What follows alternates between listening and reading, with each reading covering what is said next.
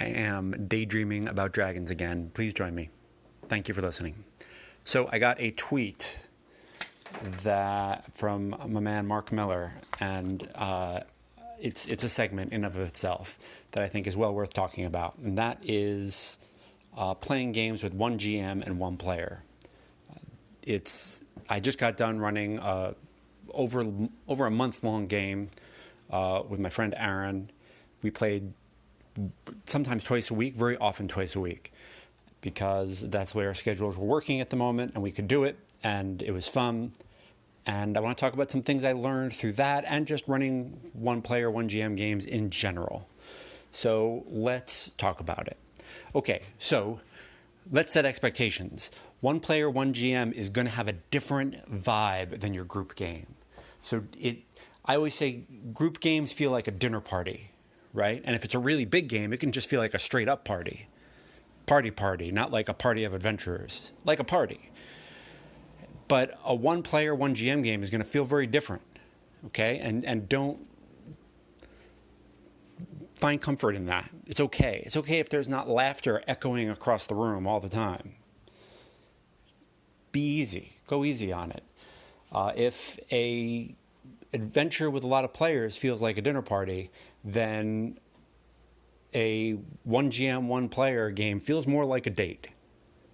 And that, I think, makes people uncomfortable because it is, I don't know, the only word I can think of is oddly intimate.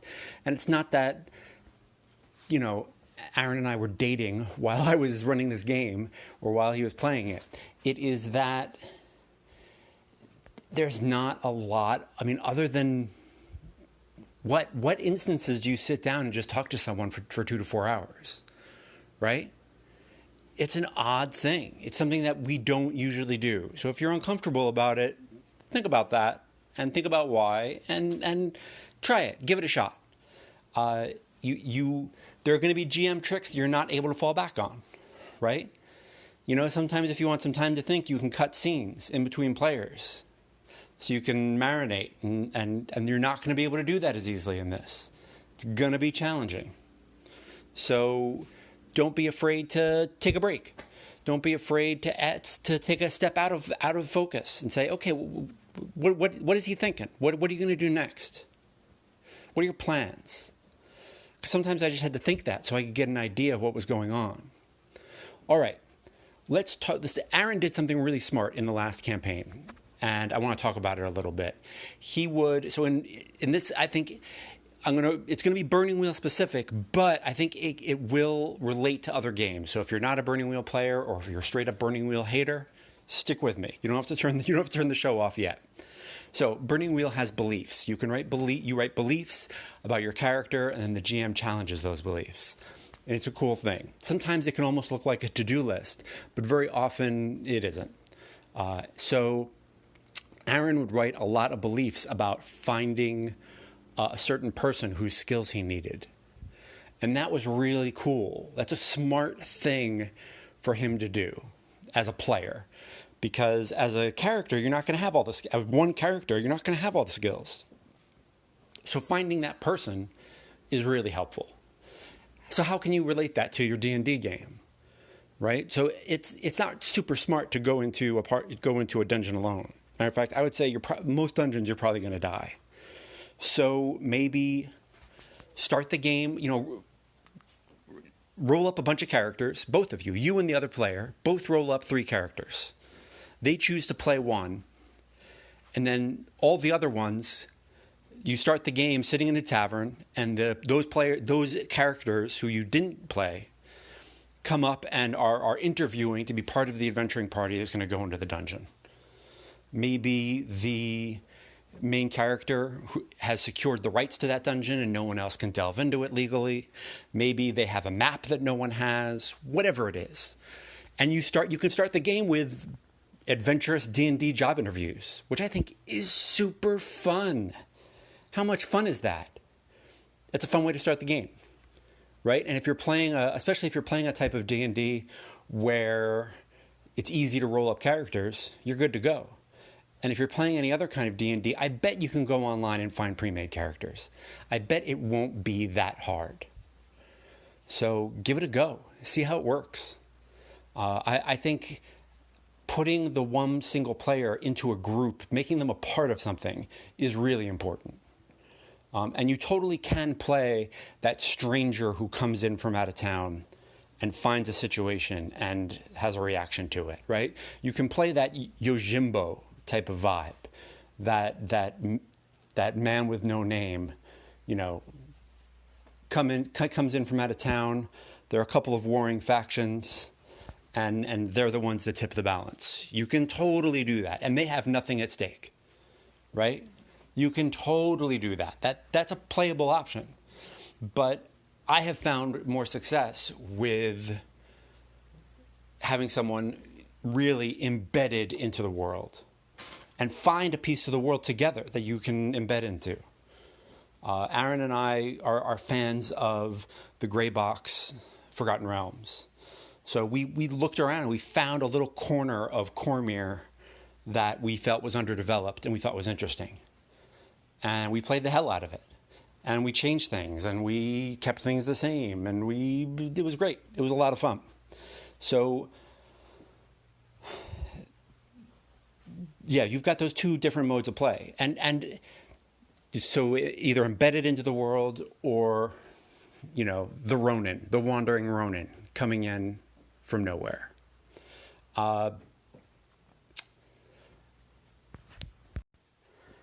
Okay, if you are used to running games with 3, 4, 5, 6, 7, 8, 9, 10, 11, 12 players, and you are going to run this game with just one player and one GM, you might not want to sit at the same table where you usually game with a dozen people.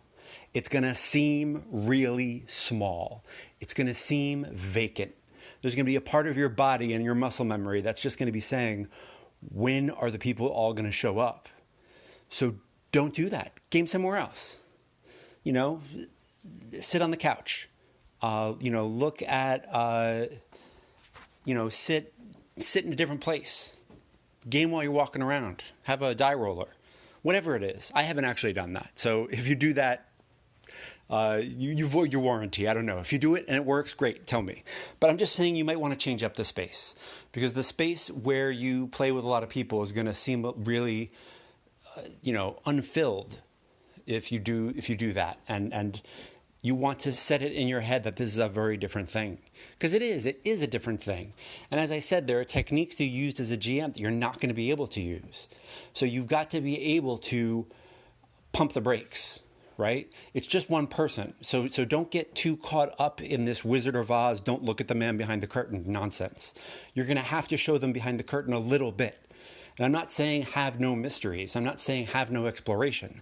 I'm saying it's okay to say, let's stop for a second. I need to think about this. Or hey, I want to look something up. Give me a moment. It's okay to do that.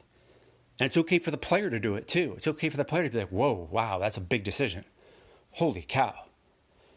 And that's a cool thing about this type of play is you can play for an hour and come to a huge decision point, which Aaron and I did. There was one game a couple of weeks ago where we played for it must have been 20 minutes, a half hour. And then his character got offered a huge decision. You know, his character got just a huge decision. And he was like, I think I want to take it, but I don't know. And I was like, cool, let's just stop there. Let's just stop there. Think about it.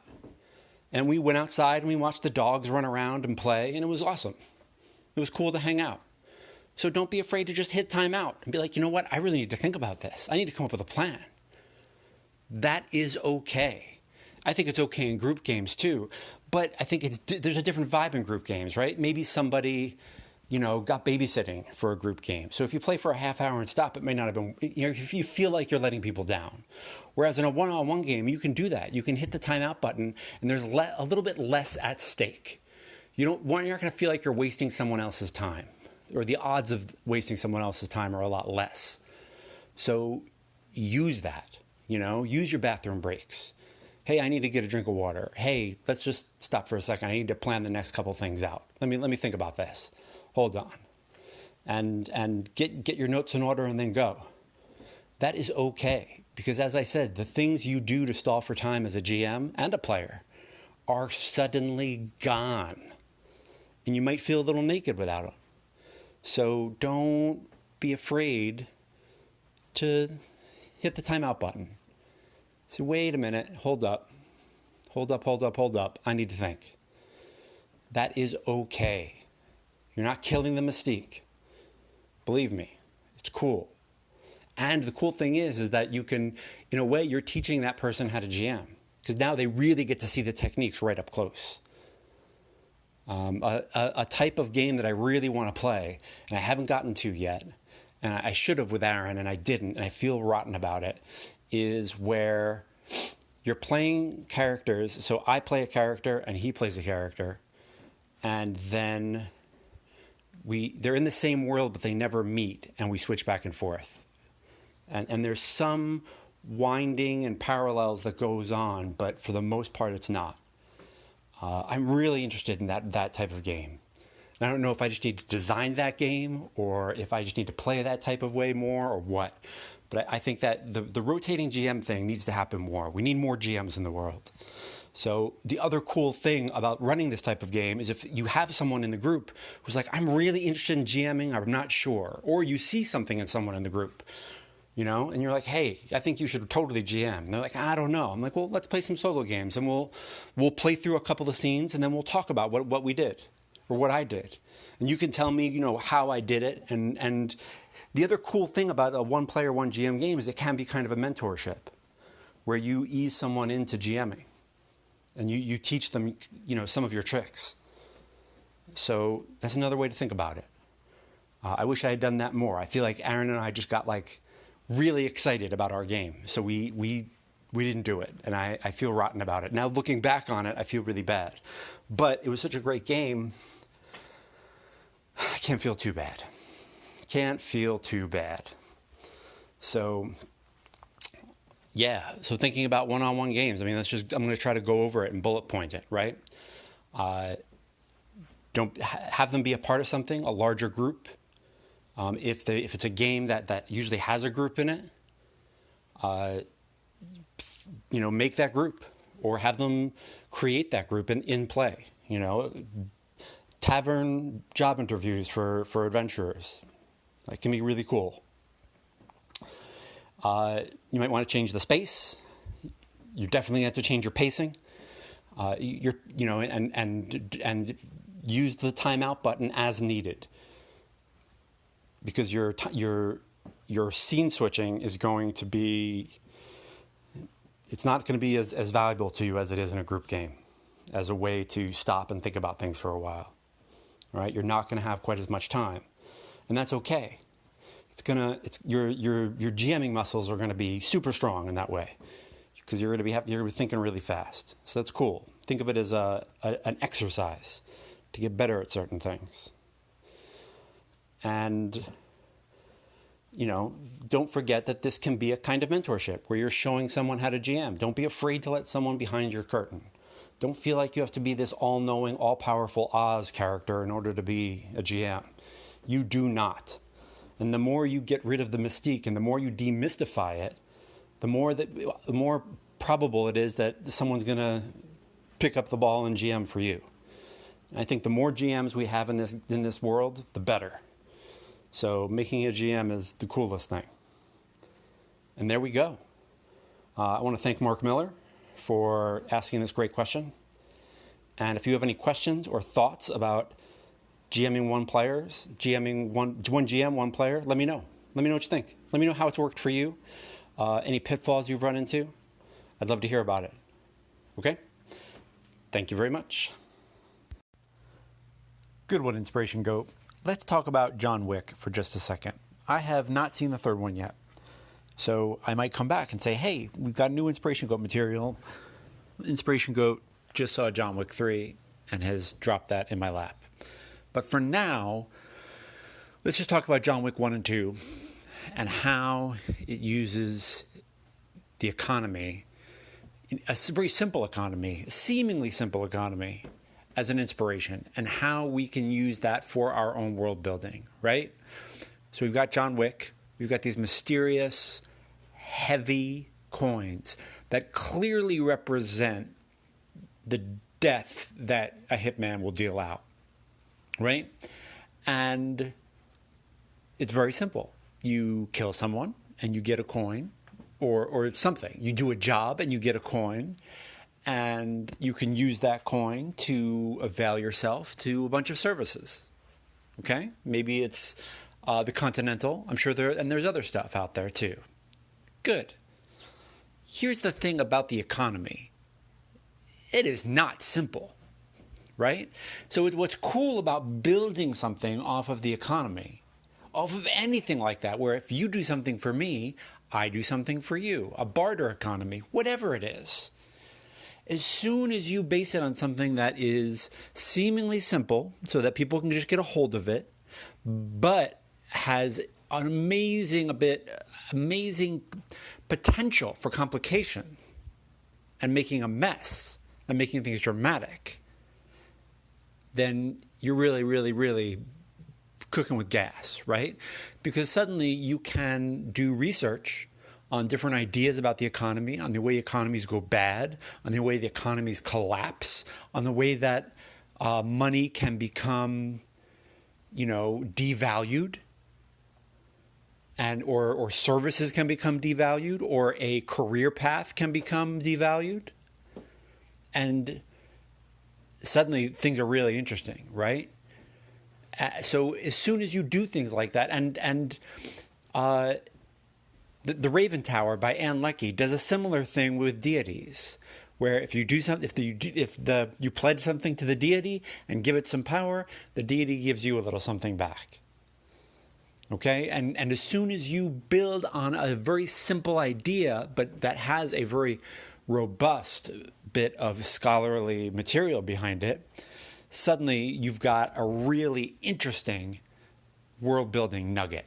And I think John Wick does that really well with the idea of sanctuary and the idea of you do this, you get a coin. Spend the coin on things. And then, they use that because suddenly you see John Wick open up his case and he's got so many coins that it's staggering. And you know that you get those coins for killing people. And it's a sign of his dark past, which is really cool. Really cool. So it's a neat bit of world building. Just a very something simple the players can get a grip on really, really fast, and they can start playing with it and then get it complicated, right? I see that a bit in our Blades in the Dark games. Because you start off doing jobs, right? And you do actually get, in the game, there's a thing called coin, for goodness sake. And you can spend coin. And you can save coin as a stash and buy yourself a better life later, which is cool. But suddenly things become complicated quickly. When a bigger gang wants your smaller gang to be a subsidiary, what then? How does that work? And it's cool. It's a neat thing. When your gang becomes big and you want to have a smaller gang be a subsidiary, how does that work? What happens when that smaller gang does something and gets a bunch of heat on it? Do you get heat? What happens when that gang goes to war with another gang? Are you at war? Things become gloriously complicated in the best way with very simple mechanics, right? I want you to work for me. Okay, how does this work? Do we need, I want you to, I want to lease your house. Okay. I want to lease a house that is in hell. Oh, now we're into interesting territory. Is my soul still my own? What happens if my dog runs out of the yard? Then a demon eats it. Start simple. Make a situation. Make a culture.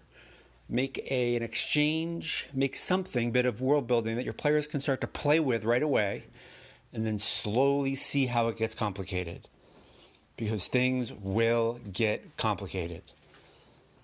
Because your players are creative and they're awesome and they're doing stuff. And they will gloriously surprise you. Because they do. That's what they do. They think about things in a different way. That's why we present this wonderful stuff to our friends. We want to see what they're going to do with it. As my friend Jim Del Rosso says, we want to see how they're going to kick this setting in the teeth. Sounds good? Cool. That's our inspiration go for this week. Thank you so much for listening. Here comes the outro. Thank you so much for listening. If you would like to support the show, there are a couple of different ways to do that. You can support it by clicking on the support the show button, and you can give a certain amount of money per month. That's great. Thank you so much. I appreciate that. You can also buy a copy of Dictionary of Moo if you don't have one already, and if a setting book that is between the triangle of Kull the Conqueror, the Bible, and Barsoom, if that triangle interests you in the area in between in between those three spots, if that seems like a place you'd like to read more about, please pick it up. It was Annie nominated, and it won the Independent RPG Award for Best Supplement the year it came out. So I think it was pretty good. Wonderful art by Jen Rogers, great layout by Luke Crane. They were wonderful to work with. Great editing by Rich Forrest. And my wife, Janaki Parthasarathi. Wonderful team behind it. How else? You can email me. You can tweet at me. You can get on the Anchor app and send me a message. You can interact with me and ask me questions. Let me know what this show is bringing out in you, what it's making you think of, what you're agreeing with, what you're disagreeing with. I'd love to hear from you. The more we have this, more this is a conversation, the better it is. So please join the conversation. My Twitter will be the last link in the show notes, and my email is judd.karlman@gmail.com. So if you'd like to talk to me, please give it a holler. Thank you so much. I hope your summer is going well, and I will talk to you next week. I'll see you there.